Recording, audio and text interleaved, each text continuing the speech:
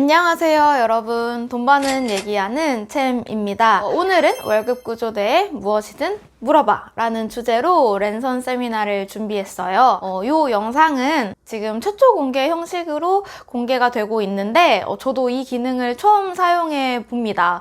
처음 영상이 공개되는 시간 동안 여러분들이랑 실시간으로 소통할 수 있는 기능이라고 하더라고요. 그래서 지금 영상 보시면서 추가적으로 궁금한 내용이 있으시다던가 저랑 소통을 하고 싶으신 분들은 채팅 남겨주시면 제가 답변을 드리도록 할게요. 오늘 이제 랜선 세미나를 준비한다고 미리 주식 투자하시는 분들께, 처음 시작하시는 분들께 질문을 받았습니다. 1월 초에 열흘 정도 주식 투자하시면서 어떤 게 궁금하셨나요? 라고 질문을 받았는데 정말 제 예상을 뛰어넘는 500여 분이 질문을 남겨주셨어요. 진짜 주식 전성시대가 맞는 것 같습니다. 그래서 이렇게 여러분들이 남겨주신 질문들 중에서 공통적으로 많이 나왔고 중요한 내용들, 그리고 제가 오늘 세미나 시간에 경험을 녹여서 말씀드릴 수 있는 7여 개의 질문을 추려서 답변하는 영상을 준비했고요. 질문 남겨주시는 이벤트 참여해주신 분들께는 추첨을 통해서 50분께 주식 입문서인 처음 주식 도서를 보내드리도록 할게요. 그럼 지금부터 차근차근 답변을 해보도록 하겠습니다. 영상 끝까지 시청 부탁드립니다. 우선 첫 번째 질문 유형은 연령대별로 주식을 몇 % 정도 투자하는 게 적합할까요? 라든지 바람직한 예적금과 주식 투자의 비중이 정해져 있는 게 있나요? 라든지 저의 주식 투자 비중, 전체 자산의 몇 %를 주식을 하시나요? 라는 질문도 있었고요. 사회초년생인데 목돈을 만들고 주식 투자를 해야 할까요? 소액식이라도 주식을 하는 게 좋을까요? 라는 질문을 주신 분들이 있었어요. 이 질문들은 모두 개인의 상황에 따른 적절한 주식 투자 비중을 물어보시는 거였는데 질문에서도 많이 얘기를 해주셨지만 개인별로 나이, 위험 성향, 그리고 자금 흐름에 따라서 이 적절한 주식 투자의 비중이 달라지게 됩니다. 정답은 없지만 나이가 젊고 아직 종잣돈이 많이 없으신 분들이 처음 주식을 시작하실 때는 저는 월급 정도의 금액으로 주식 투자를 트라이 해보시는 게 좋은 것 같아요. 이 월급 정도의 금액이라고 말씀을 드린 건 우리가 주식 투자를 할 때는 예적금 같은 투자처가 아니기 때문에 항상 손실 가능성을 염두에 두고 들어가야 하는데 정말 최악의 상황에 반토막 이상 80-90% 가까운 손실이 났다라고 하더라도 내가 한 달 일하면 메꿀 수 있는 금액이야 라는 생각으로 여러분들이 멘탈 관리를 비교적 잘 할 수 있으신데 주식 투자의 경험이 많이 없는 상태에서 너무 큰 금액을 투자하셨을 때 손실이 난다라고 할 때는 마인드 컨트롤이 잘 되지 않습니다. 따라서 처음에는 월급 정도의 금액으로 시작하셔서 점점 주식 투자를 하시면서 시드머니 규모를 키워나가시는 게 바람직하다라고 생각을 해요. 그렇게 투자 경험을 쌓아가시면서 이제 더 이상 남 얘기를 듣고 투자를 하는 게 아니라 본인 판단 하에 종목 발굴도 할 수 있고 차트도 어느 정도 눈에 익는다 라고 하시면 연봉 정도의 금액까지 시드를 키워보셔도 좋을 것 같아요. 또한 이제 연령대별로 몇 % 정도 주식을 하는 게 바람직할까요? 라는 질문에 대해서는 요건 개인적인 생각이긴 한데 전 나이가 젊으신 30대, 40대 정도 분들은 주식 투자하시는 비중이 높아도 된다라고 생각을 합니다. 방금 말씀드린 나이대 분들은 앞으로 은퇴까지 주기적으로 월급이라는 현금 흐름이 들어오잖아요. 여러분의 월급 그 자체가 주기적으로 현금 흐름이 들어오는 이자 역할을 하는 채권과 같다라고 생각을 해요. 따라서 자산 배분 관점에서 보면 나이가 비교적 젊으신 분들은 앞으로 안정적인 이자가 나오는 채권을 미리 보유를 하고 있는 것과 같은 느낌이 되기 때문에 주식을 많이 담아 가셔도 밸런스가 비교적 맞다라고 생각을 하고, 반대로 은퇴가 얼마 남지 않으신 분들은 추후에 현금 흐름에 불확실성이 많기 때문에 너무 시세 차익을 노리는 투자보다는 배당주나 분배금이 나오는 ETF 같은 현금 흐름형 투자로 포트폴리오를 짜시는 게 좋을 것 같다라는 생각이 듭니다. 두 번째 질문은 실제로 제가 어느 정도 투자를 하고 있는지, 전체 자산의 몇 퍼센트 정도로 주식을 하세요? 라는 질문을 주셨어요. 제가 실제로 어떻게 주식 투자를 시작을 했고 지금 어떻게 투자를 하고 있는지 간단하게만 말씀을 드리면, 저도 여러분들이랑 사실 똑같아요. 처음 주식 시작할 때 한 300만 원 정도의 금액으로 국민 주식인 S전자를 사면서 주식 투자를 시작을 했었는데, 꾸준히 투자 비중을 늘려서 현재는 주식이나 ETF에 투자하는 비중을 보면 전체 자산의 거의 80-90% 정도를 주식이나 ETF를 담아가고 있어요. 이 중에서 국내와 해외 투자 비중은 반반 정도를 구성을 하고 있고, 사회초년생 시절에는 사실 예적금을 하기도 했었는데 개인적으로는 돈이 어디에 묶여있는 걸 굉장히 싫어하고, 투자할 재료가 나왔을 때 바로바로 투자금을 마련할 수 있는 게 굉장히 중요해서 예적금을 하기보다는 증권사 CMA 통장에 돈을 넣어두는 방식으로 주식이나 ETF 투자하지 않는 금액은 관리를 하고 있고요. 저는 정말 공격적인 투자자에 속하기 때문에 이 80%가량의 주식 투자 비중은 참고로만 보시고, 개인별 위험 성향에 따라서 주식 투자하시는 비중이 달라져야 합니다. 근데 처음 시작하시는 분들은 내 위험 성향이 어떤지 사실 잘 알 수가 없죠. 여러분이 주식 투자를 하시면서 증권사 어플을 계속 들여다보고 본업에 지장을 받는다든지, 잔고가 뭐 5%까지도 아니에요. 막 한 1-2%만 빠져도 어떻게 해야 되지? 막 두근두근 하시는 분들이 있더라고요. 근데 잔고가 뭐 5에서 10% 정도만 파란불이 떠도, 하락을 해도 마음이 너무 불안하고 이를 참지 못하고 매도한 경험이 있으시다든지 하는 주식시장의 변동성이 부담스러운 분들은, 저는 주식 투자 너무 많이 하시는 것보다 전체 자산의 10에서 20% 정도로 투자하시되 작은 금액으로 대형주들, 우량주들 골라서 사시거나 국가 전체에 투자하는 ETF들 있죠. 그 ETF들 담아 가시는 게 괜찮은 방법이라고 생각합니다. 여기서 추가적으로 최근 주식시장이 올라서 코스피 3000인데 너무 부담스럽다, 주식 투자 지금 해도 되는 거 맞냐? 라고 질문을 주실 분들도 있을 것 같아요. 이런 분들은 내 여유 투자금을 한 번에 몰아서 일시에 가즈하 하면서 투자를 하시는 것보다는 금액을 나눠서 뭐 매월, 3개월마다, 6개월마다 투자를 하겠어 라는 마음으로 꼭 분할 매수 관점으로 접근하시는 게 좋을 것 같고요. 이렇게 분할 매수로 접근하시면 추후에 여러분들이 걱정하시는 대로 시장이 하락을 하더라도 여유롭게 대처를 하실 수 있습니다. 주가가 10,000원일 때 100만원어치 주식을 사고 이후에 뭐 3개월, 6개월 여러분이 정하신 기간 후에 주가가 5,000원으로 떨어졌다라고 해도 이때 100만원을 추가적으로 매수를 하면 나의 평균 매수 단가는 7,500원으로 하락을 하는, 평균 단가를 낮출 수 있는 효과가 있기 때문에 한 번에 몰아서 투자를 한 분들보다 좀 더 마음을 여유롭게 가져갈 수 있는 것 같아요. 이렇게 분할 매수를 실천하시면 투자에 있어서 가장 중요한 마인드 컨트롤이 비교적 쉬워진다라고 생각해 주시면 됩니다. 그리고 다음 질문은 주식 투자 뭐부터 시작하면 좋을까요? 라는 질문인데요.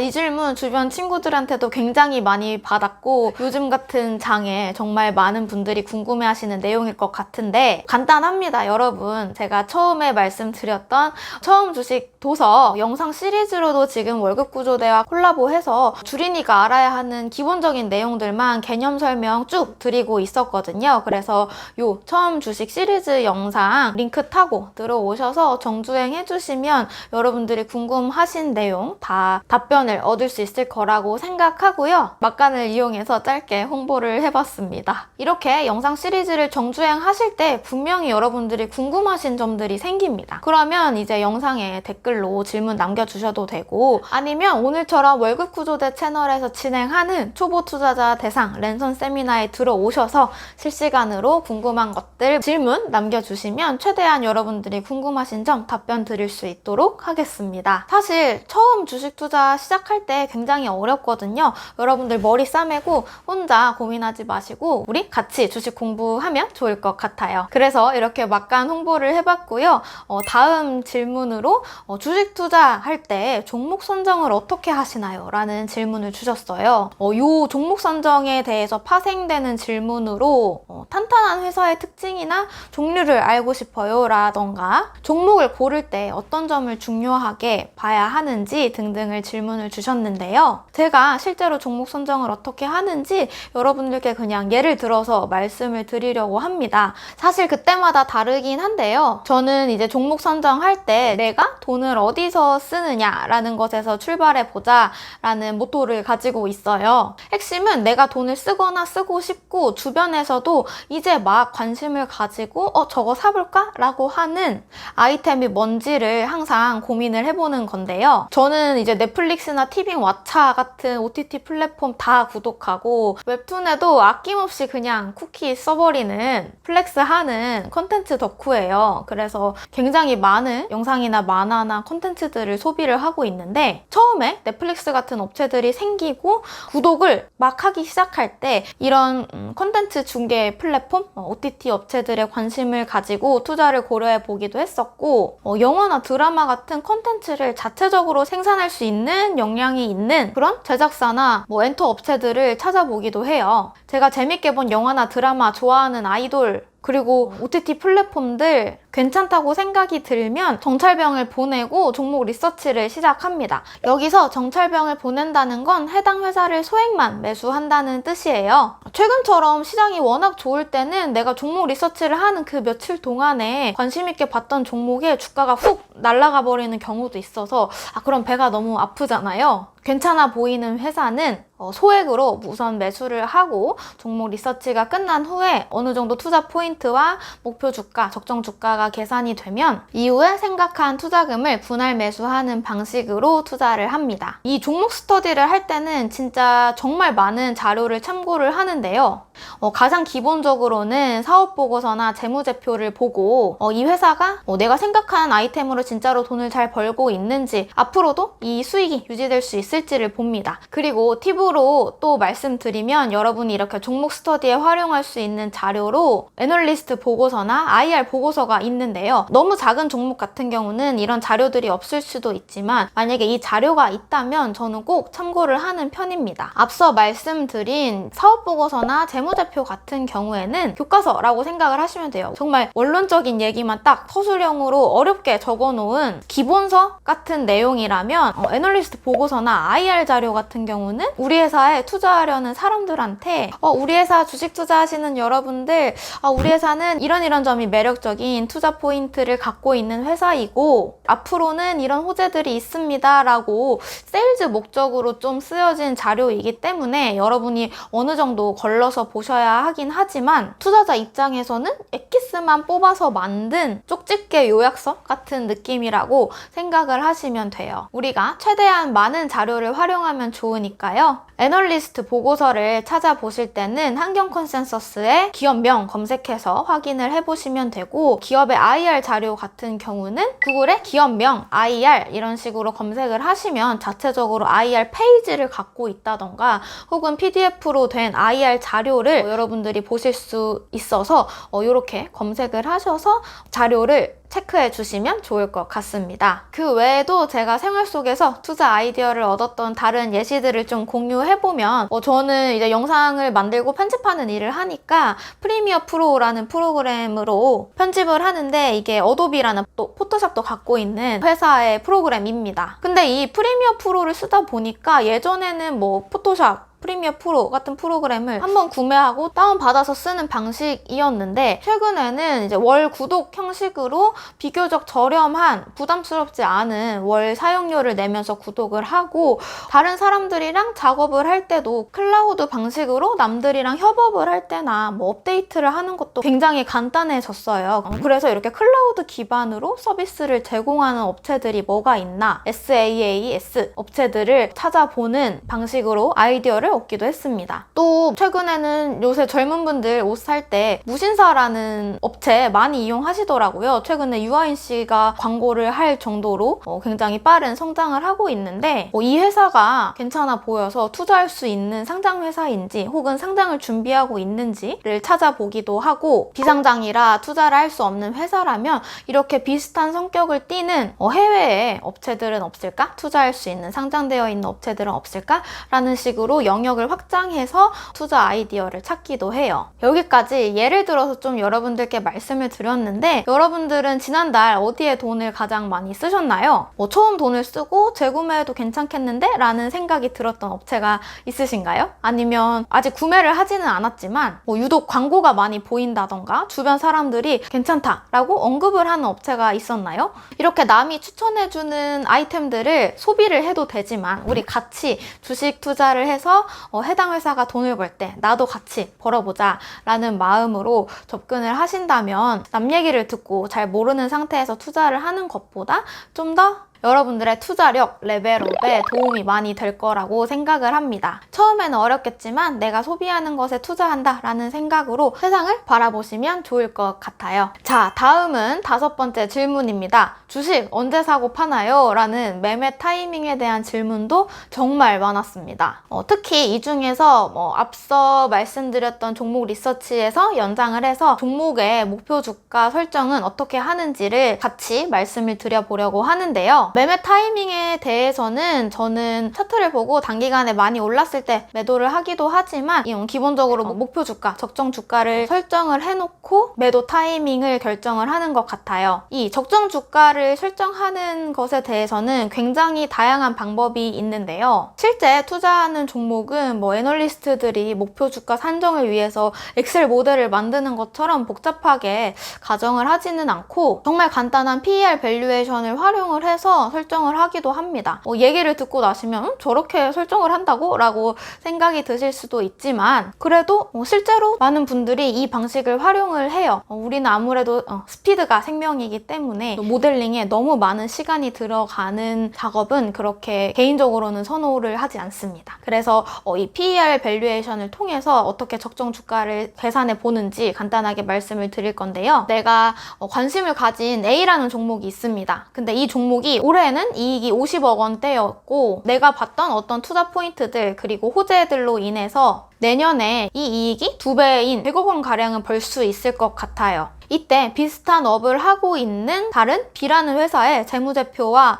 시가총액을 보는 겁니다. 이 회사는 이익을 300억 원 가량을 버는데 시가총액이 1조 원에 형성이 되어 있다면 내 관심 종목인 A는 내년에 이익을 100억 원 정도 벌었을 때 비례적으로 시가총액이 1조 원의 3분의 1 가량을 적용해 3, 4천억 정도가 될 수 있겠고 여기에 보수적으로 A는 1등 업체가 아니니까 디스카운트를 주어서 시가총액이 3천억 원 정도가 됐을 때 매도를 하는 게 맞겠다라는 식으로 목표 주가, 목표 시가총액을 설정을 할 수가 있는 거죠. 이렇게 목표 시가총액을 설정하고 현재 내 관심 종목 A의 시가총액을 봐서 이 금액이 1,000억 원대라면 향후 한 2~3배 가량의 시세 차익을 기대할 수 있다라고 생각을 하고 조금씩 매수해서 주식 물량을 확보해 나가게 됩니다. 이 목표 주가, 목표 시가총액을 설정할 때 가장 중요한 건 합리적인 이익 추정이겠죠. 내년에 여기서 100억 원 가량을 벌겠지라고 내가 생각을 했는데 이 100억 원이라는 가정이 흔들리게 되면 내 예상과는 달리 100억 원을 벌지 못한다 라고 하면 뒤에 목표 주가나 시가총액도 달라지게 되니까요. 이 이익에 대해서 적절하게 합리적으로 추정을 하는 게 가장 중요해요. 초보자가 이 이익 추정을 직접 하는 건 사실 쉽지가 않습니다. 그래서 개인적인 바람은 여러분이 앞으로 레벨업을 하면서 주식 투자 공부를 해나가실 때 재무제표 공부도 하시고 어떤 회사가 좋다라는 호재가 있을 때 이 호재들이 이 회사의 그 가계부, 재무제표에 얼마만큼의 숫자로 찍힐 수 있을지를 수익 추정을 해보는 방식으로 연습을 해보시면 큰 도움이 되실 거고 중장기 주식 투자 공부의 목표로 이런 것들을 삼으시면 좋을 것 같아요. 비즈니스 모델이 단순한 작은 종목들은 여러분이 직접 수익 추정을 해볼 수 있는 방향으로요. 근데 이게 처음에 쉽지 않으실 때는 네이버 금융이나 애널리스트 보고서들 확인을 하셔서 내년 기업 예상 매출, 영업이익, 순이익 같은 것들을 어떻게 보고 있나 체크하셔서 방금 제가 말씀드린 방식대로 목표 주가, 목표 시가총액을 계산해 보시면 좋을 것 같습니다. 이렇게 목표 주가를 설정하고 매도 타이밍에 대해서 목표 주가, 목표 시가총액을 세팅하는 방법을 말씀드렸는데 제가 질문을 받고 생각을 해보니 그 외에도 몇 가지 원칙을 더 말씀드릴 수 있을 것 같더라고요. 있더라고요. 뭐 목표 시가총액에 도달하면 매도한다라는 것과 유사한 내용이긴 한데 내가 처음에 생각했던 투자 포인트, 좋다고 생각했던 호재가 중간에 어그러지거나 혹은 시장에 공개가 돼서 소멸이 되면 그때 매도를 하고요. 그리고 두 번째로 좀 단기적인 투자 기간을 생각했던 종목들, 단타 종목들 같은 경우는 그냥 차트를 보고 여러 기술적 지표들을 참고해서 과매수 시그널이 나오면 일부 이제 수익 실현 매도를 하기도 합니다. 여기서 이제 단타 종목들 매도할 때 보는 차트 지표 같은 경우는 진짜 종류가 많아요. 그래서 여러분들이 증권사 어플에 톱니바퀴 모양 클릭해 보시면 뭐 엔벨로프, 일목균형표 등등 되게 많은 지표들이 있는데 사실 다른 지표들 저도 잘 몰라요. 저는 제가 보는 몇 가지의 기본 지표들에 충실하자라고 생각을 하고 이 영상에서 말씀드렸던 뭐 이동평균선, 이격도, RSI, MACD 같은 지표 정도 활용을 하고요. 이 기본적인 지표를 가지고 많은 종목들의 차트를 보고 매매를 해보면서 본인이 익숙하게 체화시키는 게 중요하다라고 생각을 합니다. 그런데 이것도 단타 종목이 아니라 우량주를 오래 묻어두실 거라면 차트를 보기보다는 앞서 말씀드렸던 구체적인 목표 시가총액, 목표 수익률, 호재 소멸 여부 등등을 보고 정하는 게 바람직하다라고 생각을 합니다. 다음 질문으로는 가치주와 성장주의 비율을 얼마나 가져가시나요? 라는 질문을 주셨어요. 제가 가치주랑 성장주의 개념은 이 영상을 통해서 한번 말씀을 드렸었는데 사실 이 가치주, 성장주 비중은 포트폴리오 내에서 몇 프로를 담아가야겠다. 뭐 나는 가치주 반, 성장주 반을 할 거야. 반반이 좋겠어. 이런 식으로 미리 정해놓고 매매를 하지는 않고요. 지금 시장 상황과 나의 개인적인 자금 현황에 따라서 그때그때 내 포트폴리오의 색깔을 바꿔나가는 편인 것 같아요. 실제로 제가 2019년에서 2020년 넘어갈 때 제 포트폴리오 관련한 영상을 올린 적이 있었는데 이제 그때는 제가 개인적으로 목돈 들어갈 일이 예정이 되어 있었고 직장인일 때처럼 고정적인 수입이 없기 때문에 주식 비중을 전체적으로 줄이고 현금을 많이 갖고 있으면서 그 주식도 배당주나 우량 가치주 성격을 띠는 종목을 많이 들고 있다라고 말씀을 드렸었어요. 근데 그 이후에 이제 코로나가 주식시장을 흔들었고 변동성이 엄청 커졌었죠. 급락 이후 급등이 나왔는데 그렇게 주식시장이 반등하는 과정에서 가치주에서 성장주 위주로 포트폴리오 색깔을 굉장히 많이 바꿨고요. 아까 앞에서 해외랑 국내 투자 비중이 반반이라고 말씀을 드렸는데 국내는 이제 비교적 리스크가 큰 소형 성장주도 개별 종목을 많이 담아가는 반면 이제 해외 주식 같은 경우는 특히 미국 주식 같은 경우는 소형 성장주에 단독으로 투자하지는 않고 ETF 등을 통해서 간접적으로 투자를 하려고 하고 있습니다. 요새 뭐 정보가 다 오픈되어 있다고 하긴 하지만 미국 주식 같은 경우는 주가 상한선 제한도 없고 밤에 장이 열리기 때문에 빠른 대응은 또 어려울 뿐더러 좀 원어적인 한계도 있죠. 그래서 이런 등등의 이유로 성장주 색깔의 포트폴리오로 많이 전환을 하되 미국 주식 같은 경우는 유명 대형주나 ETF들 위주로 포트폴리오를 꾸리고 있습니다. 7번째 마지막 질문으로는 장기 투자할 종목은 어떻게 고르나요? 장기 투자와 단기 투자 중 저는 어떻게 투자를 많이 하시나요? 라는 질문을 주셨는데 이제 앞서 제 투자 비중에 대한 얘기는 드렸으니까 이제 장기 투자할 종목은 어떻게 고르나요? 라는 부분을 말씀을 드릴게요. 이거는 사실 막 그렇게 어렵게 생각하실 필요 없이 내가 어떤 종목에 투자할 때 이 종목의 호재, 이걸 재료라고 주식시장에서 은어로 많이 부르는데 이 종목의 재료가 오래 유지될 수 있는 거면 장기 투자를 하고 그렇지 않은 금방 소멸이 예상이 되는 거면 짧게 보고 들어가는 게 맞습니다. 뭐 요새 유튜브에 되게 많잖아요. 뭐 전기차, 5G, 4차 산업혁명, 뭐 자율주행 등등 굉장히 중장기적으로 꿈과 희망을 얘기하는 많은 재료들이 있죠. 물론 이 미래에 대한 기대감이 현재 주가에 얼마나 반영이 되어 있는지 다 선반영된 건 아닌지는 체크를 해야겠지만 이제 이런 식으로 중장기적으로 유지될 수 있는 갑자기 스무스하게 올라가고 있는 전기차 보급률이 0%대로 뚝 떨어지는 일은 사실 일어나기 힘든 발생 확률이 낮은 거니까 이런 중장기적인 재료 같은 경우는 좀 길게 보고 투자를 해도 괜찮다라는 생각이 들고요. 반대로 특정 이벤트를 보고 투자하는 종목 같은 경우는 투자 기간을 짧게 잡으셔야겠죠. 뭐 게임주 같은 경우에 뭐 게임 출시 일정에 따라서 중소형 게임주 주가가 막 출렁이는데 이런 종목들 같은 경우는 미리 들고 있다가 이런 호재 뉴스가 나와서 주가가 반응하면 매도하는 방식의 투자가 적합하다고 생각합니다. 그 밖에 여러분들이 질문 주신 내용들이 되게 많았어요. 배당주와 관련해서는 배당은 언제 받는 거고 어떻게 해야 배당을 받을 수 있나요? 라던가 PER이 뭐예요? 라는 개념에 대한 내용이나 기관, 개인, 외국인 매수 주체가 뭔가요? 라는 질문도 있었고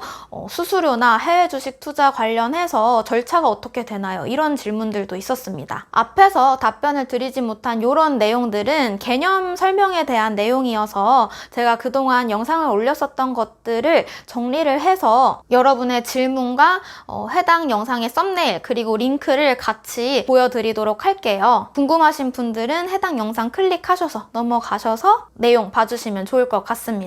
네, 여기까지 여러분이 가장 많이 질문을 주셨던 7가지 내용을 모아서 답변을 해드렸고요. 사실 오늘 시간 관계상 다루지는 못했지만 자녀에게 주식 교육을 어떻게 시킬까요? 라든지 중요한 개념인데 그동안 다루지 못했던 공매도나 공모주 투자 같은 내용들도 있었어요. 이제 오늘 다루지 못한 내용은 다음에 영상을 통해서 정리하는 내용 준비를 해볼 테니까 기대해 주시면 좋을 것 같습니다. 저도 사실 처음 주식 투자를 시작할 때 진짜 시행착오를 많이 겪었던 것 같아요. 그래서 돈 잃은 얘기, 주식 실패담 관련해서 올린 영상이 거의 제 영상들 중에 탑 조회수를 기록을 하더라고요. 여러분이 많이 그 영상에 공감을 해주시는 것 같았습니다. 이렇게 낯설고 어려운 개념이 많기 때문에 처음에 어려우시겠지만 기본적인 내용들을 공부를 하시는 게 꼭 필요하고 처음에 개념 정리하시는데 도움이 될 수 있도록 저 챔과 월급구조대가 같이 만들고 있는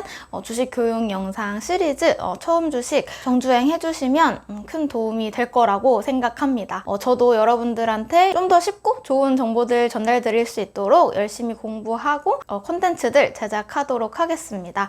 오늘 이렇게 긴 시간 동안 랜선 세미나 참석해 주셔서 감사드리고요. 앞으로도 알찬 콘텐츠로 여러분들 찾아뵐 수 있도록 하겠습니다. 모두 편안한 저녁 시간 되세요. 감사합니다.